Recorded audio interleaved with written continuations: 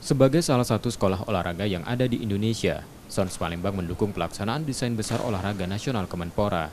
SONS Palembang menilai, dengan adanya program DBON ini, pembinaan olahraga dapat terlaksana dengan baik.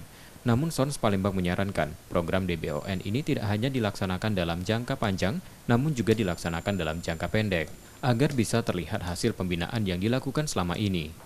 Selain itu, SONS juga berharap kedepannya akan kurikulum khusus yang digunakan untuk sekolah olahraga.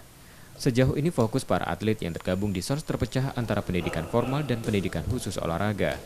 Di satu sisi mereka dituntut memiliki prestasi di bidang olahraga, namun juga dituntut bisa memenuhi pendidikan formalnya.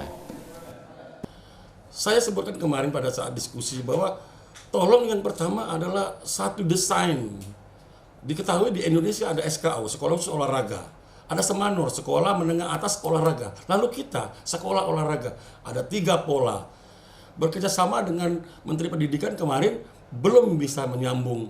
Apakah kurikulum ini bisa disatukan? Kita tidak bisa. Seperti sekarang saya sebutkan, kita mempunyai kurikulum sekolah menengah. Sementara kita berada di PKLK, pendidikan khusus, layanan khusus. Dengan DBON, SONS Palembang berharap akan segera dikeluarkan kurikulum khusus sekolah olahraga, sehingga fokus atlet tidak lagi terpecah. Nur Muhammad, Kompas TV, Palembang, Sumatera Selatan.